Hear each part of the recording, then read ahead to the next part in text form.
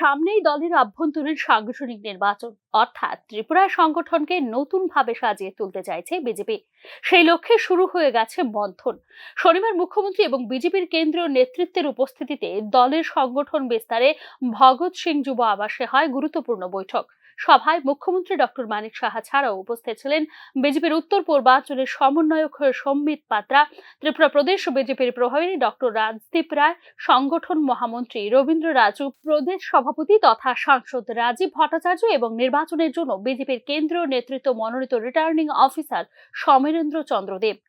বৈঠকে সাংগঠনিক বিভিন্ন বিষয়, সক্রিয় সদস্যতা অভিযান ও আসন্ন সাংগঠনিক নির্বাচন নিয়ে বিশদে আলোচনা হয়েছে বলে এদিন জানিয়েছেন মুখ্যমন্ত্রী। সাংগঠনিক বিষয়ে অনেক কথাবার্তা হবে এখানে আমাদের কিভাবে আমাদের জানেন আপনি সবসময় আমাদের অত্যন্ত গণতান্ত্রিক আমাদের সংগঠন, এই বিষয়ে বিভিন্ন আমাদের বিশেষ করে যারা সদস্য অভিযান নিয়ে যে কি হচ্ছে বর্তমান স্ট্যাটাস, সেই বিষয়ে আলোচনা হবে।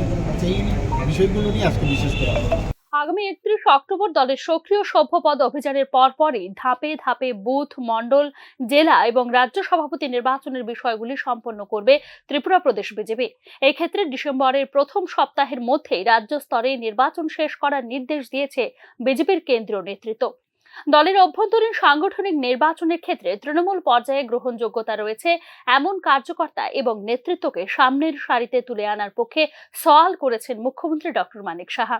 সংগঠনকে শক্তিশালী করার ক্ষেত্রে বুথ পর্যায়ে সাধারণ মানুষের সঙ্গে যাদের নিবিড় যোগাযোগ রয়েছে তাদেরকেই নির্বাচনে টিকিট দেবার উপর গুরুত্ব দিয়েছেন মুখ্যমন্ত্রী।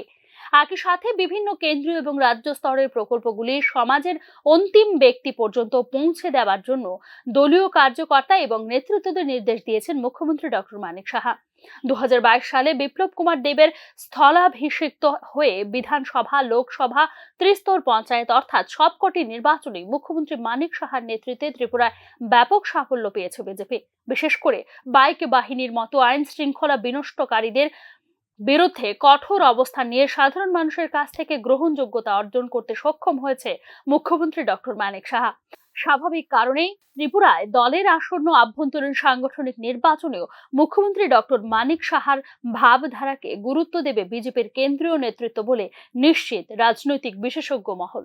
Bureau report, news now.